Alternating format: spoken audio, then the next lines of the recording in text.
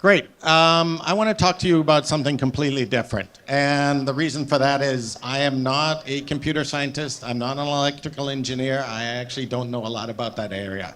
So obviously I have a different discussion.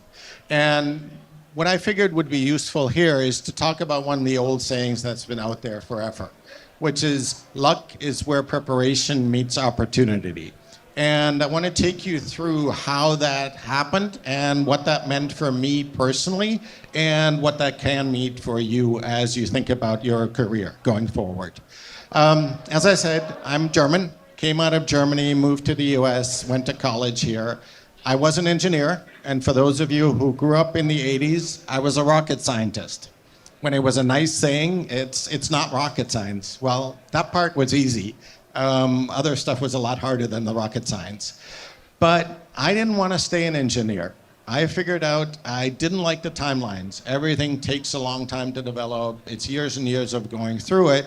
I'm a little too ADHD for that. So I needed something that's a little bit quicker, and I decided to move over to the business school. So I'm a reformed engineer who's now on the business side and has been working on that. But I do have to say, for all the engineers, I love the training. There's nothing like the theory and the practice of going through engineering thinking of how to solve problems. And that's something that's very, very useful even in the business world and how to look at the problems that we solve on a regular basis. I didn't know what to do after business school, so I went into consulting. I spent 4 years with a business consulting firm and slowly actually figured out what I like and what I don't like. And I think that's first about the preparation, is get yourself ready for the right job and figure out which job you want to have as you grow up and become an adult. And what I figured is consulting's fun because you do a lot of different projects. You do different things, you meet different people, but all we produced was paperwork. A lot of decks, hundreds of pages of paper, we handed those out and then we left. I didn't like that. Still too much of an engineer. I actually wanted to build things and make things. And as an engineer, the one thing we never really thought about was how do you sell stuff, right? We like building things, but the business side of it is something that never really got to us. So I had the opportunity to join PepsiCo. That's as far from technology as you'll ever get, right? It's a pure consumer goods company, but it teaches you something about the consumer. And I spent a lot of time there, different countries, and noticed there's really a couple of things. You can't change consumers' perceptions. They're really hard. People have these perceptions. We all know the Coke versus Pepsi battle. How many people switch their consumption between the two on a regular basis? It just doesn't happen. So changing behavior is a very difficult thing. On the other hand, reinforcing behavior is very easy. We looked at the people we could sell more Pepsi to. The number one people we could sell more to were heavy users. We could make them super heavy users, to use that term. So that told me is how do I interact with consumers and what do I do with them? The other thing we found is there's about 3 times in your life where you do actually change your behavior. The first is when you graduate from college and suddenly you're on your own. You got to figure out what to do. You have to open your own household. Then you get married, and then you have kids. There's really 3 points where we can impact what somebody does, and how do we change their behavior at that point. So taking that experience from PepsiCo kind of made me think about, okay, what do I do with that? How does that fit into my life? And how do I put that into my box of preparation to get ready for the next thing? After many years at PepsiCo, I decided to switch and I went to Walmart, another company all of you know, but I went there on the Asian business side. It was an emerging business. We needed to figure out how to roll out Walmarts across Asia. How do we build stores in a completely different environment versus the US, right? When you think of a Walmart in the US, it's got a big parking lot. Of the Walmarts we built in China, none of them had parking lots. Right? It's a completely different environment. It's a completely different behavior. What do you do with that? How do you understand the consumer? And what does that mean for the consumer? I really enjoyed that job. I loved living in Asia. I had been there with Pepsi. I had been there with Walmart. My kids were born in Hong Kong. So really loved the life out there. But got the one opportunity that actually makes sense now why I'm here and why I'm having this discussion. Walmart was building an e-commerce business. As you all know, there is a Walmart.com site out there. They had asked me to become the CFO of that business at the end of 2010. If any of you had shopped on Walmart.com around 2005, you knew kind of what a disaster it was. So we needed to find a way to make that work. Why was I the right person for that job? And there were really a whole bunch of things. I had the consumer goods background. Retailing and consumer goods are not the same. Online retailing is a lot closer to consumer goods than offline retailing. The other was the complete opposite. They didn't want anybody with a retailing background to really run that business because they wanted it to be completely different. So I had the luck of being in the right place at the right time, but a lot of that was the preparation that I did on trying to figure out which job I wanted, what I wanted to do, and I really enjoyed the role with Walmart. And there were a couple of things we did with Walmart that really led us to kind of figure out how do we get there and how do we move forward. We obviously had a big competitor with Amazon. So the first thing we did was a competitive analysis. We looked at Amazon, did a deep dive, figured out their economics, what are they good at, what are they not good at. Internally, the e-commerce business, we knew we had a tough competitor. They are really good at selling you individual items. The typical thing when you go to an Amazon site is you buy one item, two items, three items. Maybe that's about it. You don't really build a shopping cart. So that was the first thing we noticed. We as Walmart know how to do grocery business. A grocery business is a shopping cart of 30 or 40 items, very different from what Amazon does. So how do we figure out and how do we leverage that? So at Walmart, we had a small online business in the UK. So we went over to study the business in the UK, try to figure out what works for them, what doesn't work for them, who's the customer, why do people buy from them, why do people not buy from them.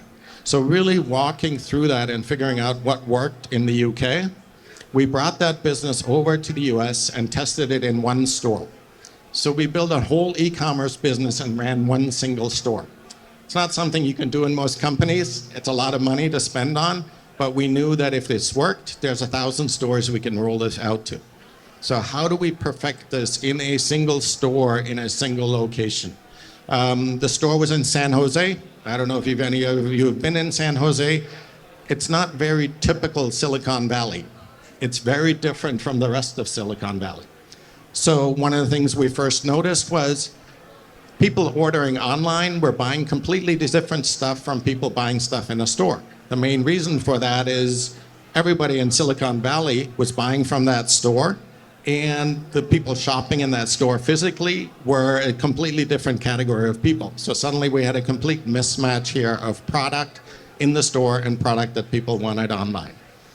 The other thing is how do we deliver it up and down the valley? Again, if you've driven 101, you know how much fun it is to do the deliveries there, and how do we get people to deliver? How do we test all those?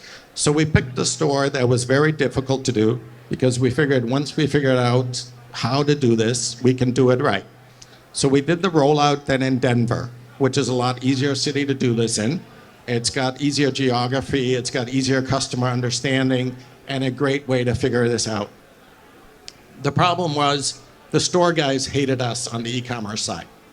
It's right, we're suddenly taking customers away from them. We're taking inventory out of the store. They're not getting credit for it. So there was a lot of internal debates about how do we do this? Do we want to compete internally? How do we work across these organizations? We were ready for this on the e-commerce side. What really happened and what made it work was obviously COVID, right? We all switched our behavior because of COVID. Again, it was one of those instances in the universe where people start changing their own behavior because the environment completely changed, right? That Walmart grocery business has taken off since then, and it's been growing like crazy. It's a significant part of the business and really now goes forward. So again, we put a lot of effort into this and said where are we better than Amazon? What are the things that we can do that the other guys cannot do? right? We're the only ones that have 4,000 stores in the country. We can ship from any store. We can ship to store. We can have it shipped to your home. All the opportunities and combinations are there. Nobody else in the US can do that. So we got ready for that opportunity. We knew slowly consumers were going to get there, but that jump that happened with COVID really pushed the business forward and made that work. So looking back at kind of when I look at my career, there are really a couple of things. And this first one is absolutely not HR approved, which is don't worry about your weaknesses. You're never going to win a Nobel Prize on improving your weaknesses. Work on your strengths. Really figure out what you're good at, work in the area where you're good, and find the right job that values what you can do rather than trying to figure out how to fit into a job that doesn't actually match where you are. I love learning. I continue to learn. I left Walmart because I wanted to do all kinds of different things. So keep learning, keep finding new things that interest you, whether it's geography in terms of different locations in the country, different businesses. The reason I left PepsiCo, I was about to become a lifer, and again, that doesn't suit me. So that move started that whole wave of going into different opportunities. And lastly, when you think about what your company is good at, that's nice, but you gotta figure out is why are people not buying your product? Don't worry about the people that you already buying your things. You can get better at that. You can figure out how to do that. But why are people not buying your product? What's wrong with your product? Why does it not fit into them? And I'll give you an example of that going back to the Pepsi days. I was working in China with PepsiCo on snack foods. We were launching Frito-Lay's Lay's potato chips in China. We figured out that people don't like them that much. So we were wondering what's going on. Why is that happening? Have you ever been to a Chinese meal and noticed that everybody eats everything with their chopsticks?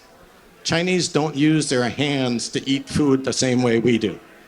So there is a whole idea of you don't really touch the food with your hands. So we came up with a cleaner potato chip, which you now see here in the US as a very successful product. It's Stax potato chip.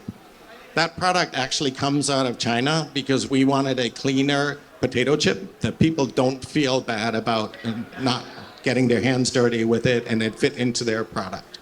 So again, it's think about why people are not using you and figure out how do you get across those obstacles. It's not that you're not good. You don't have exactly the product that the customer wants, and figure out how do you get that product and how do you make that work. And then I want to end this kind of with a personal anecdote of why preparation worked for me. I'm older than most of you here, so I'm thinking of retirement. And the place I love most in terms of where I've been living is the North Bay area around San Francisco. So I'm moving to Sonoma County. And what I did is a trip there to kind of get to know the cities, which one do I like, looked at a few houses. I did another trip to work with the developers who are currently building houses there. Which developer do I like? What do I like? And I kept doing the research. And eventually I told the developer, here's 5 properties I like. I know they're not on the market, but I want them. So how do I make that work? Well, the developer's salesperson started calling the owners of those properties. One of them actually was willing to sell. So it wasn't there. It's an opportunity I created because I knew exactly what I wanted. They called them. I now have the property that was actually exactly the top of my list of the 5 that I wanted. So I'm really excited about that. But again, it shows that preparation and the opportunity that come together is what people considered luck. I got lucky in the sense that I got the property that I wanted, but it was some work going into that and making sure that that works. With that, again, think about it from your own career. How do you fit your talents and your opportunities into the jobs that are out there and make sure that you have a great fit for that? Because that's really what makes you successful in the long run. Thank you.